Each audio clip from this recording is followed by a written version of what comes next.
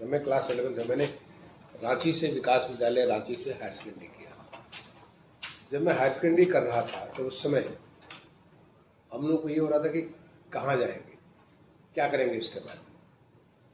तो उस जमाने में एक जेई का इम्तहान होता था, ज्वाइंट एंट्रेंस एग्जामिनेशन होता था, जिससे IIT में एडमिशन मिलता था। एक इंडियन स्कूल ऑफ माइंस का इम्तहान होता था, उससे Indian school of mines Dhanbad जो आजकल वो PJE से होता है। फिर इसी प्रकार से एक NSTS होता था, national science talent and search examination होता था, उसे साइंस में जाने के लिए मिलता था। ऐसे बहुत सारे और टेस्ट होते थे, बिरला इंस्टीट्यूट होता था, बिट्स पिलानी होता था, और कई सारे इम्तहान होते थे। कोई इंजीनियरिंग के होते थे, कोई मेडिकल के होते थे। इंसिडेंटली मैं जिस स्कूल में पढ़ता था वहाँ चूंकि बायोलॉजी नहीं पढ़ाई होती थी, इसलिए लोग बायोलॉजी वगैरह बहुत ज़्यादा नहीं जानते, तो साइंस नहीं जानते थे। तो या तो पढ़ाई वहाँ पे जो है इंजीनियरिंग करो, मेडिकल करो, या कुछ उसके अलावा जो है साइंस करो, नेशनल साइंस टैलेंट। और बाकी जो बचे वो बच्चे, उनको यूनिवर्सिटीज़ में एडमिशन लेना होता था, कॉलेज में यूनिवर्सिटी में एडमिशन लेना होता था। वो ह्यूमैनिटीज पढ़ते थे, कुछ करते थे कि भाई ठीक है बाद में सिविल सर्विस हो जाएगी। लेकिन वो था 1977 जब मैं हायर सेकेंडरी कर रहा था। आज जिस प्रकार से पिछले 10 साल में देश बदला है और जैसे अपॉर्चुनिटीज बदली है, तो 2024 का भारत वो नहीं है जो 2014 का भारत था या 2010 का भारत था। भारत बिल्कुल बदल गया और बहुत तेजी से बदल भी रहा है। तभी तुम लोगों के सामने अपॉर्चुनिटीज ही अपॉर्चुनिटीज है। ये तुम्हारे ऊपर निर्भर करता है कि तुम किस अपॉर्चुनिटी को अपने को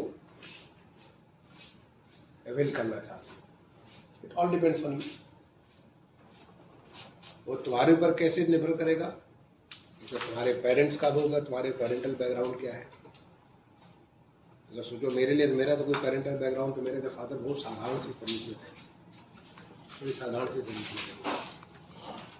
तो हम तो वहां से पेरेंटल बैकग्राउंड अकेला तो काम नहीं कर सकते। पेरेंटल बैकग्राउंड के अलावा तुम्हारा जो है, तुम्हारे एस्पिरेशंस क्या, तुम्हारे एस्पिरेशंस हैं, तुम अपने आप को कैसा देखना चाहते हो थोड़े समय के बाद, 5 साल के बाद, 10 साल के बाद, 15 साल के बाद, 20 साल के बाद, 25 साल के बाद, कैसा देखना चाहते हो। कोई कहता है कि हम अपने आप को अटॉर्नी जनरल देखना चाहते हैं, कोई कहता है कि हम अपने आप को सक्सेसफुल बिजनेसमैन देखना चाहता है, कोई कहता है कि मैं सक्सेसफुल जज के रूप में देखना चाहता हूँ, कोई हमको चाहता है सिविल सर्वेंट बन के देखना चाहता है, कोई फॉरेन सर्विस में चाहता है, कोई IAS अफसर बनना चाहता है। तो अलग अलग एस्पिरेशन आते हैं। तो your aspiration comes on the way. ये भी हो सकता है कोई अपने आप को अच्छा स्पोर्ट्स पर्सन हो तो कहीं अच्छा स्पोर्ट्समैन बनना चाहते हैं। हमने आज जितने लोग रोहित शर्मा को जानते हैं, जितने लोग जो सौरभ गांगुली जानते हैं, उतना हमें तो कोई नहीं जानता है। चाहे हम कितना भी पढ़ के 30 बार का IAS बन जाए, जो बन ले, हमें तो कोई नहीं जानता। बट सौरभ गांगुली जो हर आदमी की जुबान पे हो, रोहित शर्मा हर आदमी की जुबान पे हो, है ना, या मेरी कॉम है वो सबके जुबान पे आ जाएगी। तो जो स्पोर्ट्स वाले भी कोई हो सकता है कि मतलब इतने ज़्यादा मशहूर बने कि वो आपके स्पोर्ट्स हो सकता है। तो आज की डेट में इतने अपॉर्चुनिटीज खुल गए हैं कि आपको कुछ भी बन सकते, बट तुम्हारा एस्पिरेशन नहीं मैटर। और तीसरा क्या मैटर करता है, तुम्हारी क्षमता क्या है ना। मैंने पेरेंटल बैकग्राउंड हो गया, दूसरा तुम्हारा एस्पिरेशन हो गया, तीसरी तुम्हारी क्षमता क्या है, व्हाट इज योर पोटेंशियल। क्योंकि तुमने क्या एक्वायर किया है, कैसा नॉलेज किया है, क्योंकि हर जगह कंपटीशन है। अनलाइक आउटसाइड, बाहर विदेशों में मैंने देखा, मैंने बहुत बार विदेशों में जाके पढ़ने का भी मौका मिला मुझे। मैंने ऑस्ट्रेलिया में जाके MBA किया, सिडनी में MBA किया, मैंने नीदरलैंड्स में जाकर के मास्टर्स किया, US में जाके मैंने कोर्स किया, इंग्लैंड में मैंने कोर्स किया, बहुत सारे मुझे पढ़ने का मौका मिला, पढ़ाने का भी मौका मुझे मिला। कनाडा में एक यूनिवर्सिटी में जाकर मैंने पढ़ाया भी। मैंने देखा कि वहां उतना कंपटीशन नहीं। हमारे देश में कंपटीशन बहुत है, हर जगह कंपटीशन। चाहे तुम स्पोर्ट्स में जाओ, चाहे तुम सिविल सर्विस में जाओ। अगर सिविल सर्विस में IAS बनना चाहते हो तो लाखों बच्चे इम्तहान देते हैं, उनमें से कुछ 100 बच्चे का सिलेक्शन होता है सिविल सर्विस। स्पोर्ट्स में जाओ तो ऐसा नहीं कि हर कोई रोहित शर्मा और हर कोई सौरभ गांगुली, हर कोई सचिन तेंदुलकर बन जाए। इतने सारे बच्चे क्रिकेट में हैं जिसमें से उनमें से कुछ एक बच्चे सौरभ गांगुली, रोहित शर्मा बनेंगे। या अगर तुम साइंटिस्ट बनना चाहते हो तो हर बच्चे जो है साइंटिस्ट जैसे कि अभी हाल में यहाँ की वो लेडी थी करगल, क्या नाम है उनका, जो कि अभी इसमें लखनऊ की जी। तो उनका जो वो उतना बड़ा साइंटिस्ट, जो कि इसरो में इतनी बड़ी साइंटिस्ट है, जो हमारा चंद्रयान हुआ उसके पूरे उसमें मिशन में किसी बात हेडिंग है, हर कोई वो नहीं बन सकता है, या कलाम साहब जो बनना है तो हर कोई नहीं बन सकता। Is lot of competition. तो कॉम्पिटिशन के लिए तुम्हें अपनी क्षमता को देखना पड़ेगा कि what is the best in you. One is your calling, अंदर से क्या बोल रहा है तुम्हारा, बोल रहा है कि हमको पुलिस अफसर बनना, बहुत अच्छी बात है, पुलिस अफसर बनना बहुत अच्छी बात है, हमें फॉरेन सर्विस बनना हमें बहुत अच्छी बात है, हमको जयशंकर साहब जो हमारे जो विदेश मंत्री वैसे बनना है बहुत अच्छी बात है। That's your natural calling, calling from inside. But इस calling from inside should also match with your potential, तुम्हारे अंदर क्या है।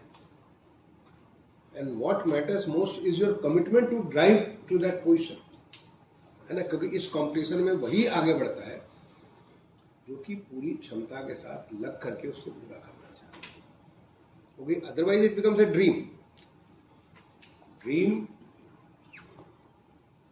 Is good, but dream to live your dream, उसको तुम पूरा करने के लिए अगर तुम मेहनत करोगे तो पक्का जो है समझ लो कि तुम उस ड्रीम को अचीव कर सकते हो। नो ड्रीम इज इम्पॉसिबल, मान के चलो। मैंने सीखा माननीय प्रधानमंत्री जी से, मैं भारत सरकार में इतना काम करने का मौका मिला, जो चीज प्रधानमंत्री जी ने संकल्प लिया वो सिद्धि की तरफ पहुंचा दिया उन्होंने। देखो देश को स्वच्छ भारत का उन्होंने संकल्प लिया, कोई सोच नहीं सकता था हमारा देश स्वच्छ हो पाएगा। कोई 2014 में, उस जमाने में अर्बन डेवलपमेंट मिनिस्ट्री में एडिशनल सेक्रेटरी था, कोई सोच नहीं सकता था कि हमारा देश साफ हो पाएगा, बट देखते देखते हमारा देश साफ हो गया। अभी भी हमें कुछ अचीव करना है, ऐसा नहीं कि हम बिल्कुल आइडियल सिचुएशन पहुंच गए। आइडियल सिचुएशन तक पहुंचने के लिए स्वच्छ भारत मिशन का 2.0 लागू किया गया, और हम वो भी हम पहुंच जाएंगे। जिस रफ्तार में हमने इतना अचीव किया, जहाँ पे कोई आशा ही नहीं थी, आज वो सब जगह साकार होता हुआ नजर आ रहा है। उन्होंने संकल्प लिया कि हम सबको मकान दे देंगे, करोड़ों मकान बनाने। लोग सोचते थे कि कहाँ से जमीन मिलेगी, कहाँ से पैसा आएगा, कहाँ से इतने बनाने वाले आएंगे, कैसे करेंगे। देखते देखते सारा सारा बन गया, बनता हुआ सबको सब साकार हो गया, है ना। जो तुमको ये हुआ कि जो कैसे हम लोग जो है सब लोगों को बेहतर स्वास्थ्य देंगे। देखो आज इतने करोड़ों लोगों को स्वास्थ्य की सुविधा, आयुष्मान भारत की सुविधा मिली। तो चीज तो वही है, ऐसा तो नहीं कि उन्होंने कहीं दूर से बाहर से कुछ ला दिया।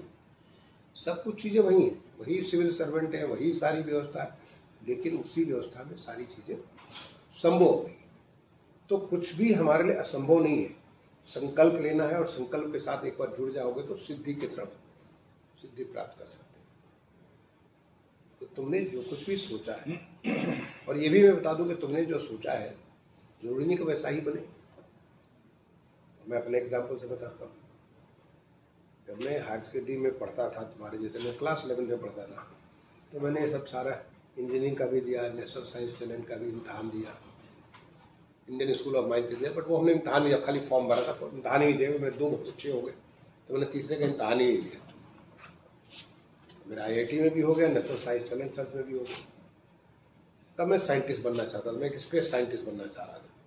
मेरे मन में एक भाव था कि मैं स्पेस साइंटिस्ट बनूंगा, क्योंकि हमारे यहाँ प्रोफेसर सतीश धवन जो कि इसरो के हेड थे, एक बार आए थे जब मैं उसमें स्कूल कैप्टन था, और उनको मैं उनका स्कोर था, उनकी बातें सुन करके, उनको देख करके मेरे मन में ऐसा भाव बना कि मैं स्पेस साइंटिस्ट बनूंगा। इसीलिए मैंने national science talent search exam, बहुत मुश्किल इम्तहान होता था, पूरे देश से 100 बच्चे सेलेक्ट होते थे, और 100 बच्चों को देश साइंटिस्ट बनाता। वो स्कीम खत्म हो गई, जिसमें राजीव गांधी जी प्रधानमंत्री थे, स्कीम खत्म होकर के NTS स्कीम चालू की गई। लेकिन उन बच्चों पर सरकार बहुत खर्च करती थी।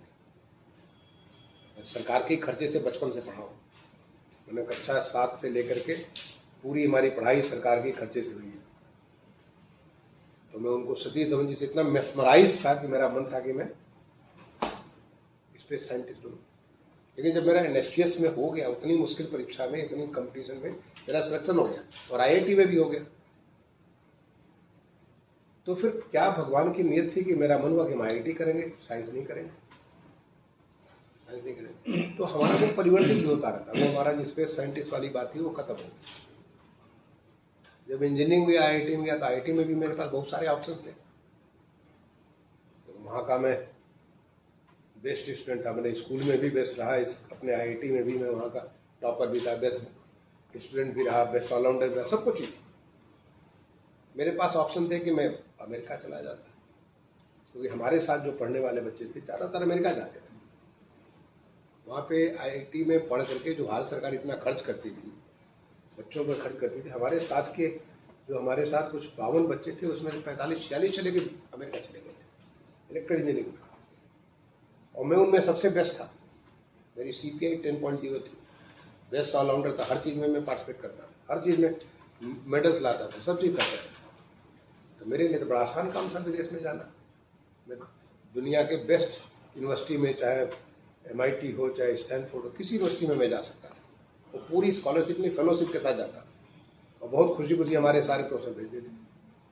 लेकिन मेरे साथ एक घटना हुई, तो मैं इसको जब कर रहा था तो मैं कंफ्यूजन में आ गया कि क्या करूँगा। IIT मैंने विदेश जाने के लिए जेई देना पड़ता था, एक टॉफेल देना पड़ता था, और एक GRE हुआ करता था। तो वो देने के लिए मैं तैयारी करने के लिए जब मैं अपने प्रोफेसर नोट्स मिला तो सारे प्रोफेसर्स को ही कहता था, सब तो कहते थे तुम्हारे लिए तो best option is to go to US and the best university in US, क्योंकि तुम्हें सबसे अच्छा रिकमेंडेशन मिलेगा, वहाँ जाके तुमको responsibility, you will really enjoy life, you will get great job. लेकिन मेरे मन में कभी संतुष्टि नहीं होती, मन में कभी आता ही नहीं था कि क्या मैंने बोल रहे हैं, मैं क्या करूँगा। उन्हें जैसे होता कि आप खाना खा लिए लेकिन मन नहीं करता, मेरा मन नहीं करता। मेरे एक प्रोफेसर थे, प्रोफेसर राजा रमन, जो कंप्यूटर साइंस के हमारे प्रोफेसर थे, और अभी भी वो करीब 90 साल के हैं, ISC बेंगलोर में प्रोफेसर एमेरिटस है वो। और उनकी पत्नी, उनके साथ भी मैंने काम किया था, उनका कोर्स भी किया था एक, उनके साथ समर में भी मैंने काम किया था। उनकी पत्नी जो थी वो वॉलेंटरली हमारे स्टूडेंट एक्टिविटीज में बहुत सारा पार्टिसिपेट करती थी। उनके साथ मैंने बुक बैंक बनवाया था, क्योंकि मैं बड़े साधारण बैकग्राउंड से था, किताबें बड़ी महंगी आती थी वहाँ, हम किताबें खरीद नहीं सकते थे, और लाइब्रेरी बड़ी लिमिटेड बुक्स होती थी। तो मैंने एक बुक बैंक उनकी मदद से, धर्मा आंटी उनको हम कहते थे, धर्मा आंटी की मदद से हमने वहाँ पे बुक बैंक लिया था। कॉलेज ने मदद किया था कि जो भी आप किताब को हम खरीदेंगे, बच्चों को हम 10% पे देंगे, मैंने अगर 1000 रुपये की किताब है तो उसको 100 रुपये में मिल जाएगी, और 100 रुपये मिलेगी, और सेमेस्टर के बाद आप किताब को वापस करोगे तो उसमें से 50 रुपये आपको और वापस हो जाएगा, यानी 50 रुपये में किताब। वही किताब बार बार चलती रहती थी, बड़ी महंगी महंगी किताबें आती थी, हमारे जैसे बच्चे तो खरीद ही नहीं सकते थे। IIT में सरकार हमको फीस माफ की थी, थोड़ी स्कॉलरशिप देती थी, लेकिन ये किताबें तो खरीदने को नहीं मिलता था। तो बुक बैंक जो मैंने वहाँ चालू किया था धर्मा आंटी की मदद से, उससे बहुत सारे बच्चों का, सबसे पहले हमारे जैसे जितने बच्चे थे सबकी मदद हुई। हमारे यूनिवर्सिटी IIT ने हमको कुछ उसमें एक ग्रांट दे दिया, और उसके बाद में किताबें खरीदी, और फिर वही सर्कुलेट होने लगी। तो दोनों से हम बहुत नजदीक थे, धर्मा आंटी से भी और प्रोफेसर राजा रमन से भी। जब उनके पास में गया, उनसे मैंने पूछा कि सर मुझे कंफ्यूजन में है कि मैं करूँ क्या। तो वो जो सामान्य लोग कहते थे भाई तुम इतने अच्छे पढ़ने में हो, इतना सब कुछ काम करते हो, तुमको तो अमेरिका से अच्छा कुछ है ही नहीं तुम्हारे लिए। उन्होंने बताया तुम जिंदगी में क्या करना चाहते हो, वही क्वेश्चन मैं तुम लोग से करना चाहता हूँ, तुम जिंदगी में क्या करना चाहते हो। मैंने कहा सर मैं तो इतना ज्यादा देश हमको पढ़ाया है, गांव से निकाल करके पढ़ाया है, यहाँ तक आज मैं पहुंचा हूँ, तो मैं चाहता हूँ अपने देश के लिए कुछ करूँ।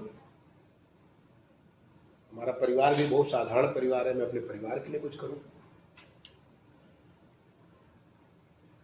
तो उन्होंने कहा कि फिर तुमको और लोग क्या कह रहे हैं, तो बोले सब कोई कहता कि अमेरिका जाओ। हमने कहा सर, उन्होंने कहा नहीं, अमेरिका जाना तुम्हारे लिए तो सही नहीं। अगर तुम अपने देश के लिए कुछ करना चाहते हो, अपने परिवार के लिए करना चाहते हो, समाज के लिए कुछ करना चाहते हो, तो अमेरिका जाना तुम्हारे लिए ठीक नहीं है, क्योंकि एक बार तुम अमेरिका चले गए तो तुम कभी नहीं लौटोगे। उन्होंने मुझे थ्योरी दी N+1 थ्योरी। उन्होंने कहा जब भी तुम्हारा मन करेगा कि चलो अब बहुत हो गया यहाँ, अब चलते हैं हिंदुस्तान, तो तुम्हारे मन ही नहीं होगा हिंदुस्तान आने का। क्यों? क्योंकि तुमको तो जाकर पढ़ने में बहुत अच्छा लगेगा वहाँ पे, तुम अगर रिसर्च में जाते हो तो वहाँ अच्छा लगेगा, कॉर्पोरेट में जाते हो तो वहाँ अच्छा लगेगा, तो तुमको लगेगा चलो इस साल नहीं अगले साल जाएंगे। N+1, उन्होंने इसका नाम दिया था N+1 सिंड्रोम। फिर तब तक तुम्हारी शादी हो जाएगी, चाहे तुम वहीं शादी कर लोगे या तुम अपने देश में आके शादी करोगे, तो तुम्हारी जो मैडम होगी उनको वो इतना अच्छा लगने लगेगा कि उनको भी आने का मन नहीं करेगा, वो भी वो N+1 सिंड्रोम में जाएंगे, चलो इस साल ही अगले साल चलते हैं।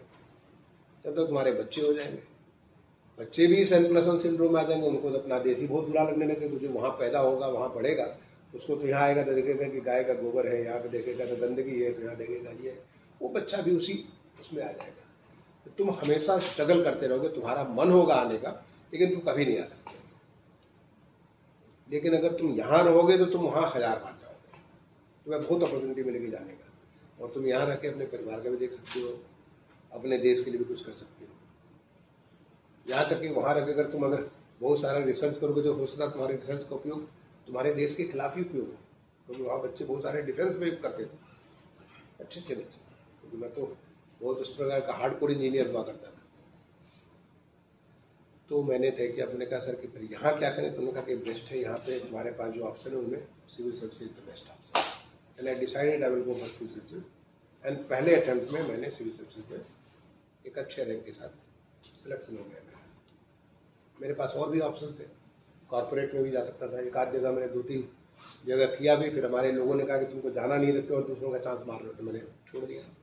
मेरी पहली नौकरी IIT में जो कैंपस इंटरव्यू में टेल्को में मिली, लेकिन जब उसके बाद जब मैं हिंदुस्तान लीवर के लिए किया, वहाँ भी मेरा लास्ट स्टेज तक जब आ गया, फाइनल स्टेज पर जब इंटरव्यू तक मेरा आ गया, तो वहाँ कई स्टेज में होते थे सिलेक्शन। लोगों ने कहा कि बेटी यस तुम मत करो, तुम्हारे वजह से अगर तुम्हारा हो जाएगा तो दूसरे किसी बच्चे का चांस मारा जाएगा। मैं वहाँ से विड्रॉ कर गया और फिर मैंने कोई इंटरव्यू नहीं दिया, कैंपस इंटरव्यू मैंने साथ बिल्कुल क्लियर था कि मुझे सिविल सर्विसेज देना ही देना, and I did it and got it for the first attempt, बगैर किसी कोचिंग के, कोई कोचिंग नहीं, कोई गाइडेंस नहीं, कुछ नहीं, मैं सीधे दिया।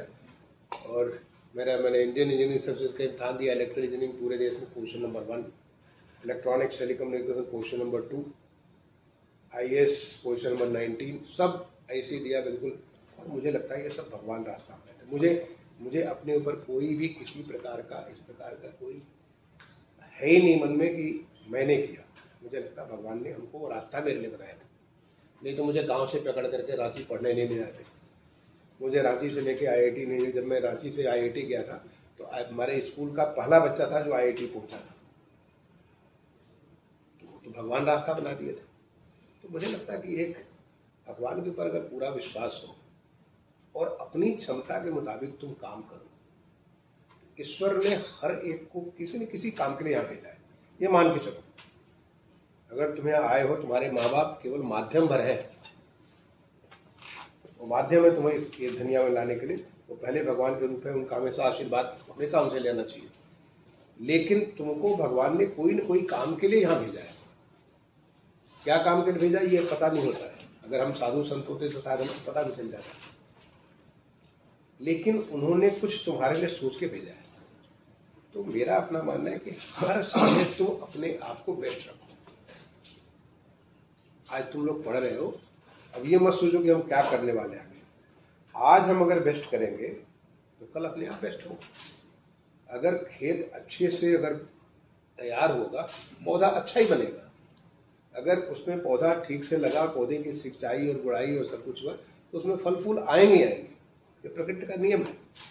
चाहे कितना भी थपेड़े पड़े, कितने भी उसमें जो आपदा पड़े, उसके बाद भी उसमें फल फूल आएंगे। तो तुम्हें आज की डेट में बेस्ट बनना है। तो मैंने कहा बदलाव बहुत होता है।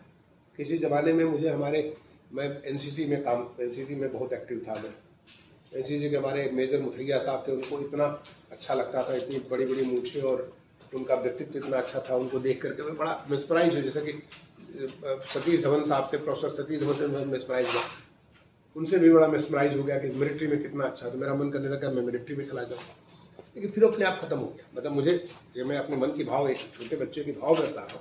जब मैं पढ़ता था उनसे, मैं 3rd ईयर तक NCC में था और बहुत एक्टिव था मैं। तो सोचो बच्चों में कानपुर से लखनऊ दौड़ करके आया। जब इस तरह की कोई काम होता था तो मैं हर चीज़ में वॉलंटियर करता था। कानपुर से लखनऊ 1978 में हम दौड़ करके यहाँ पे हजरत तुम्हारा जो ये यहाँ का KT सिंह बाबू स्टेडियम है, वहाँ पे आकर के 5 राउंड मारे। पहले दिन हम लोग आ गए सरोजनी नगर में, यहाँ पे अपटॉन का ऑफिस होता था उनका, जो हुआ था वहाँ हम लोग ठहरे थे रात में। और अगले दिन हम दौड़ करके सरोजनी नगर से आए थे यहाँ पे और आकर के 5 राउंड मारे। वो मैं समझता हूँ कि 3 लोग केवल पूरा कंप्लीट केवल दौड़ के, बाकी लोग कभी साइकिल में कभी बस में चढ़े थे, लेकिन मैं न बस में चढ़ा था न साइकिल में चढ़ा था मैं, क्योंकि मन में एक ताकत थी कि करना है तो करना है। अगर तुम मन में बना लो कि करना, वो मुझे वही जो प्रधानमंत्री से मैंने संकल्प से सिद्धि, एक बार मन में संकल्प ले लो, सिद्धि तो ऑटोमेटिक होनी है, क्योंकि सिद्धि भगवान देता है, हमारे हाथ में कुछ नहीं। जो गीता में कहा गया है कि कर्मणैवाधिकारस्तु मा फलेषु कदाचन, कर्म करना हमारा केवल हमारा, तो हम केवल कर्म कर सकते हैं, परिणाम तो सब उसके हाथ में। लेकिन अगर सच्चे मन से कर्म करेगा तो परिणाम भी सही मिलेगा, क्योंकि कर्म भी हमारा कराने वाला क्या वही है, कर्म भी कराने वाला वही है। जो तुम्हारे दिल में हो, जो कुछ भी हो रहा है, वो सब कुछ परमेश्वर के ही कृपा से ही हो रहा है। हमारे अपने बहुत लोगों को दम होता है कि हमने ये कर लिया, 30 मार का हम ऐसे हो गए। मुझे तो ऐसा लगता है नहीं, मैं मुख्य सचिव हूँ उत्तर प्रदेश का, लगता नहीं कि मुख्य सचिव, मैं भगवान ने मुझे काम दिया है ताकि मुख्य सचिव के रूप में मैं अपने प्रदेश की कुछ सेवा कर सकूं। भगवान मुझे क्या क्या, मैं भारत सरकार का सचिव बना, मुझे लगा भगवान ने मुझे मौका दिया कि मैं कुछ देश के लिए कर सकूं, चाहे स्वच्छ भारत मिशन हो, चाहे तुम्हारा Atal mission for urban reservation transformation हो, हाउसिंग फॉर ऑल का कार्यक्रम हो, चाहे वो तुम्हारा मेट्रो का जितना सारा देश भर में मेट्रो का विकास हुआ, नेशनल अर्बन लाइवलीहुड मिशन हो उसके बारे में हो, चाहे हृदय की योजना हो जो हमारे कल्चरल स्पेसेस के बारे में हो, ये सब कुछ मुझे लगा भगवान ने मुझे काम दिया कि तुम करो, और मैंने उस भगवान के आदेश को ही लेकर उसको काम कर, उससे समर्पित होकर के काम करो, और तुम जिस समय जहां हो वहां अच्छा करो, तो आगे आने वाला समय तो अपने आप ही ठीक होगा। ये प्रकट कार्य नहीं, और फिर भी कुछ व्यवधान होता है तो फिर तुम अपने को ठीक कर सकते हो, ठीक कर सकते हो। तो जो भी लक्ष्य लेकर के चलो, मुझे लगता है कि सिविल सर्विसेज बनना, तो अपने आप को सिविल सर्विसेज करने के लिए क्या जरूरत है, अपने आप को कंप्लीटली अवेयर करना है। आज क्या हो रहा है, पॉलिटिकल सिनेरियो क्या हो रहा है, आज नेशनल लेवल पे क्या हो रहा है, इंटरनेशनल लेवल पे क्या हो रहा है, हमारी आर्थिक गतिविधियां क्या हो रही है। तुम लोग सोचो कितने सौभाग्यशाली हो बच्चों, तुम ऐसे समय में तुम लोग आगे बढ़ रहे हो जिसमें हमारा देश पूरा बदलाव की तरफ है। मैं अपने आप को बड़ा सौभाग्यशाली मानता कि मेरा सर्विस का जो अंतिम 10 साल था ऐसे पीरियड था जो कि देश हमारा बहुत तेजी से बदल रहा था। और मैं कभी कभी मन में सोचता हूं कि जब मैं शुरुआत किया था 1984 में, तब से ऐसा रहा होता तो हम कहां से कहां ले जाते। हम बहुत स्ट्रगल करते थे, बहुत सारी चीजों के स्ट्रगल करते, मन में सोच करके भी बहुत स्ट्रगल करना पड़ता था। लेकिन अभी तो देश बिल्कुल निबाद और आबाद चल रहा है, बिल्कुल, मतलब जिस प्रकार से एक तरह समझ सकते हो कि कहीं कोई रोक टोक नहीं, बिल्कुल देश बढ़ रहा है। कोविड जैसा महामारी जो कि बिल्कुल वैश्विक महामारी थी, पूरी दुनिया को हिला दी, सारी दुनिया की तमाम सारी अर्थव्यवस्थाओं को तहस नहस कर दी, तमाम सारे उनकी जो स्वास्थ्य तंत्र था उसको बर्बाद कर दी। जो लोग अपने आप को टॉप 10 टॉप 5 ऐसे करते थे, हम तो बहुत नीचे हुआ करते थे उस व्यवस्था में, उनको सबको बिल्कुल चकनाचूर कर दी। उसमें भी हमारा देश आत्मनिर्भर भारत होकर निकला, उसमें भी हमारा देश विकसित भारत के संकल्प के साथ निकला, उसमें भी हमारे देश की अर्थव्यवस्था 8%, 7.5%, 8% से ऊपर भी 8.3% लास्ट जो रिपोर्ट आया था, वो हमारा ग्रोथ हो रहा है। बहुत सारे देशों का निगेटिव ग्रोथ, जो इकोनॉमिक्स पढ़ते होंगे तुम लोग, बच्चे पढ़ते होंगे, बहुत सारे देशों का निगेटिव ग्रोथ है, अभी भी पॉजिटिव नहीं हो पाए, 1% 2% पे ग्रो कर रहे हैं। हमारी इकोनॉमी 8.3% पे ग्रो कर रही है, और it has the potential to grow more than 10%। आज तुम्हारा प्रदेश जो उत्तर प्रदेश, जहाँ पे तुम लोग पढ़ रहे हो, जहाँ पे तुम लोग रहने वाले हो, उत्तर प्रदेश किस तेजी से अभी तुमको देखो, थोड़े दिनों पहले फरवरी के महीने में यहाँ पे एक ग्राउंड ब्रेकिंग सेरेमनी हुआ था, मार्च में हुआ था, ग्राउंड ब्रेकिंग सेरेमनी हुआ था। उस ग्राउंड ब्रेकिंग सेरेमनी में 10 लाख करोड़ से ज्यादा, लगभग 10.26 लाख करोड़ के इंडस्ट्रियल प्रोजेक्ट्स जो है, इंडस्ट्रियल मैन्युफैक्चरिंग या इंफ्रास्ट्रक्चर के प्रोजेक्ट ग्राउंड किए गए थे। ये जब प्रोजेक्ट जब बन करके इनका जो प्रोजेक्ट लाइफ कितना होता है, 1.5 साल 2 साल 2.5 साल, 18 से लेके 36 महीने तक इनकी प्रोजेक्ट लाइफ, जब वो पूरे होंगे, इतने सारे जॉब्स यहाँ बनेंगे उत्तर प्रदेश में, इतनी सारी नई नई चीजें चालू हो जाएंगी। और जब हमारा पिछले साल 2023 में यहाँ पे ग्लोबल इन्वेस्टर समिट हुआ था, करीब 35.5 लाख करोड़ रुपए के तो एमयू साइन हुए थे, वो बढ़कर के 40 लाख करोड़ तक हो गए। और सोचो कि वो जब अगला जब हमारा ग्राउंड ब्रेकिंग होगा, सेकंड होगा, थर्ड होगा, वे सारे 40 लाख करोड़ रुपए के इन्वेस्टमेंट जब यहाँ पे होंगे उत्तर प्रदेश में, उत्तर प्रदेश कैसा हो जाएगा। ये हमारा जो विकसित भारत का संकल्प है। उत्तर प्रदेश सोचो कि इधर हाल में इतना तेजी से बढ़ा है कि हमारी अर्थव्यवस्था 7वीं होती थी पूरे देश में, 7th। आप तो पढ़ते हो, इकोनॉमिक्स से पढ़ते हो, आज हम नंबर 2 है। हमारे देश की अर्थव्यवस्था पूरे दुनिया में 11वें नंबर पे हुआ करती थी। 10 साल में हम नंबर 5 है और बहुत जल्दी नंबर 3 हो जाएंगे, ज्यादा टाइम नहीं लगेगा, नंबर 3 हो जाएगा, क्योंकि इसके फंडामेंटल सारे सुधर चुके हैं और आज पूरे देश में बदलाव का माहौल है। तो तुम्हारे लिए तो ये बड़ा सौभाग्य है कि you are born in the age of transformation. What is needed is the commitment, संकल्प की जरूरत है। What is needed is the clear direction, साफ सोच होनी चाहिए कि हमको ये चीज करना तो करना है, और किस लिए करना है, अपने देश के लिए करना है। तो ये भी तुमसे कहूंगा कि कभी अपने बारे में मत सोचो। अपने बारे में सोचोगे कि हम ये है, हम वो है, कुछ नहीं। हम उसके देश के एक पुर्जे, कल पुर्जा होता है ना, तो कोई भी मशीन में ले लो, तुम्हें कहीं एक बोल्ट लगा है, कहीं पे कोई नट लगा है, कहीं कुछ लगा है। हम उसके वो चीज है जिसको पूरी ताकत दे रहे, देश को ताकत दे रहे। देश का जो इंजन है या अपने प्रदेश का इंजन है, उसको हम लोग बढ़ाने ताकत दे रहे, और कोई भी कर सकता है। मैंने ये भी नहीं सोचो कि ह्यूमैनिटीज की हम नहीं कर सकते या ये नहीं कर सकते। आज की डेट में हर कोई कर सकता है। छोटा सा हम जो है, मैंने हॉस्पिटलिटी इंडस्ट्री कोई करता है तो हॉस्पिटलिटी इंडस्ट्री कोई बच्चे ने शेफ बनाने के लिए, आज देखो कि कितना तुम सोचते हो। लखनऊ में क्या था, लखनऊ में जब जिस जमाने में लखनऊ का मुख्य विकास अधिकारी हुआ करता था 90 से 93, मैं करीब 3.5 साल यहाँ पे लखनऊ का मुख्य विकास अधिकारी था। लखनऊ में कुल मिलाकर के 2 होटल होते थे, कार्ल्टन जो सबसे पुराना था और दूसरा जो क्लार्क्स। तो कार्ल्टन जो कि बहुत पुराना होटल था, अंग्रेजों के समय का बना था, और मुझे ख्याल है क्लार्क्स जो बना था 70s में बना था। 2 होटल होते थे पूरे लखनऊ में। पूरे लखनऊ की हमारी शहर की आबादी में 8 साढ़े 8 लाख की आबादी हुई। आज लखनऊ करीब 35 लाख की आबादी है। आज यहाँ पे कितने 5 स्टार होटल है, सोचो। ताज आया, यहाँ पे जो है हमारा मैरियट आया, या हिल्टन आया, हयात आया, रेडिसन आया, लामडा आया, कितने सारे कितने सारे यहाँ पे होटल ही होटल हो गए।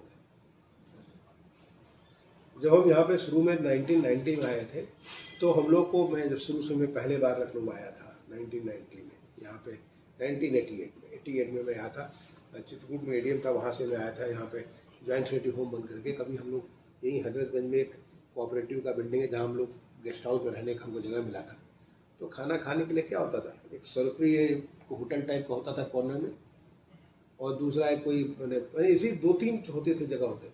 आज देखो लखनऊ हजरतगंज में देखो कितने जॉइंट्स भर गए। तो हॉस्पिटलिटी इंडस्ट्री इतना तेजी से यहाँ वृद्धि हुई है कि कहीं भी now there is opportunity, the place of opportunity. जो अमेरिका के बारे में लोग कहता था लोग अमेरिका के बारे में, America is the place of opportunity, India is the place of opportunity.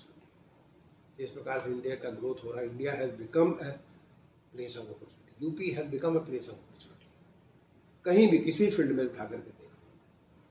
मैंने एक छोटा सा एग्जाम्पल दिया तुम्हें इसके बारे में। आज सोचो कि पहले यूनिवर्सिटीज कितनी होती थी उत्तर प्रदेश में, चुन करके थोड़ी सी यूनिवर्सिटीज होती थी। कितने यहाँ मेडिकल कॉलेज चुन करके कि इतने मेडिकल कॉलेज है, लखनऊ का मेडिकल कॉलेज है, तो झांसी का है, तो गोरखपुर का है, तो बनारस के, ऐसे 4-6-8 हुआ करते थे। आज हर जिले में मेडिकल कॉलेज बन रहे हैं, हर जगह यूनिवर्सिटी बन रही है। इतनी सारी यूनिवर्सिटीज हमारी बन रही, इतने सारे हमारे मैंने इतने सारे नर्सिंग के, और बहुत सारी इतनी अपॉर्चुनिटीज आ गई है।